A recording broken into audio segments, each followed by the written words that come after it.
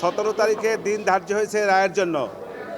আমি আমার প্রত্যাশা আমার ক্লায়েন্টরা খালাস পাবে, এটা আমি বিশ্বাস করি, আমার প্রত্যাশা এটা।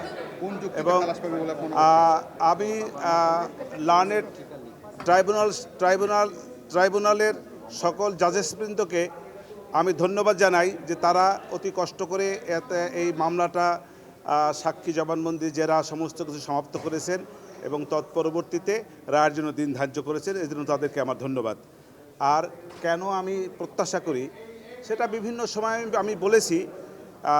আমি মনে করি যে আমার সাক্ষীর যে সমস্ত জবানবন্দি হয়েছে তার প্রেক্ষাপটে যে সকল জেরা হয়েছে, জেরার প্রেক্ষাপটে বিভিন্ন সময়ে বিভিন্ন সাক্ষীদের কাছ থেকে আমি বিভিন্ন রকমের গুরুত্বপূর্ণ বেশ কিছু তথ্য সাক্ষীর মাধ্যমে আনতে সক্ষম হয়েছি। সব কিছু মিলিয়ে দালিলিক সাক্ষ্য সেসব জায়গায় আমি কন্ট্রোভার্সি ক্রিয়েট করার চেষ্টা করেছি এবং বিভিন্ন সময় দালিলিক সাক্ষীর উপরেও কন্ট্রোভার্সি ক্রিয়েট হয়েছে বলে আমি বিশ্বাস করি। সব কিছু মিলিয়ে আমি বিশ্বাস করি আমার আসামিদ্বয় খালাস পাবে।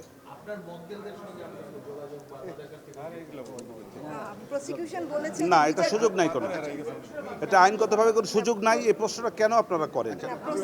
প্রসিকিউশন বলেছে যে বিচার প্রক্রিয়া সম্পূর্ণ স্বচ্ছ হয়েছে, বিশ্ববাসী দেখেছে। আপনি কি মনে করেন বিচার প্রক্রিয়া আমার দেখা মতে কোনো অস্বচ্ছতা আমি দেখি নাই, কারণ আমাকে কেউ কোনো রকমের ইন্টারাপ্ট করে নাই, এটা আমি বলতে পারবো। আর এছাড়া কোনো অস্বচ্ছতা আছে কি না তা আমার জানা নাই। আমাকে এই জায়গার সহযোগিতা যে জিনিসটা মামলা করতে গেলে যে সহযোগিতা সবার আগে লাগে সেটা হলো ডিফেন্স কাউন্সিল থেকে আসামিদের পক্ষ থেকে দলিল দস্তাবেজ দিয়া তথ্য দিয়া আমাকে যদি সহায়তা করতে পারতেন সেইটা হলো সহযোগিতা। আর রাষ্ট্রপক্ষ থেকে আমাকে মামলাটা করতে হয়েছে, রাষ্ট্রপক্ষ থেকে যে সমস্ত কাগজপত্র ডকুমেন্ট দলিলাদি আমি পেয়েছি তার আলোকে আমাকে আপনার মামলা করতে হয়েছে। সেইখান থেকে রাষ্ট্রপক্ষ থেকে আমাকে কোনো রকমের ইন্টারাপ্ট করে নাই এবং তার যথেষ্ট কাগজপত্র যা যা দরকার, যা যা ওনাদের কাছে ছিল নিয়ম অনুযায়ী আইন অনুযায়ী যে সমস্ত ডকুমেন্টস আমার পাওয়া উচিত সে সবগুলি ওনারা আমাকে দিয়েছেন।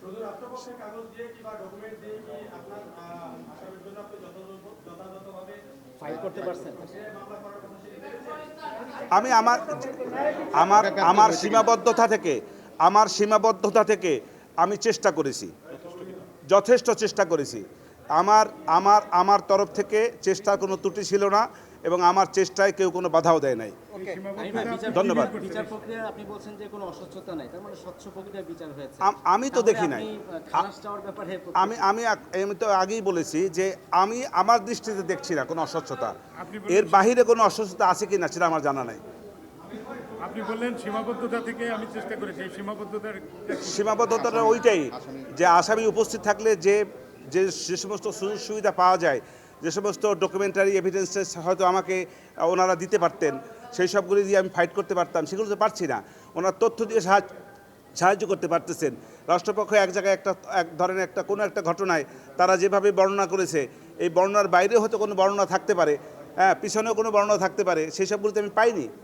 অতএব এই জায়গাটা থেকে আমার কিছু সীমাবদ্ধতা ছিল। সেই সীমাবদ্ধতা আমার ক্লায়েন্টরা অনুপস্থিত থাকার কারণে। আপনার ক্লায়েন্টরা উপস্থিত থেকে ফাইট করলে মামলার রেজাল্টটা অন্যদিকে আরও ভালো হয়। মামলার রেজাল্ট তো হয় না এখন, এটা কেন বলছেন? ভালো হতে পারত। আমার ট্রায়ালটা, আমার বিচার প্রক্রিয়াটা, আমার সাক্ষীদের জেরা জবানবন্দিটা হয়তো আরও বেটার হতো। আরও বেটার হতো। আপনার মন্তব্য কি আমির ভাই? রাজসাক্ষীর কিন্তু সাজা চায়নি রাষ্ট্রপক্ষ। আমি তো রাজসাক্ষীর প্রতি সাজা চাবো না, সে তো আসামি। আমি তাকে সাজা চাবো কেন? আমি তো তার কথার বিভিন্ন জবানবন্দিতে আমি বলেছি বিভিন্ন সময় যে সে তার নিজেকে বাঁচার জন্য আমার আসামিদেরকে ভর করে নিজে বাঁচার জন্য সেই নিজেকে অ্যাপ্রুভার ডিক্লেয়ার করেছে।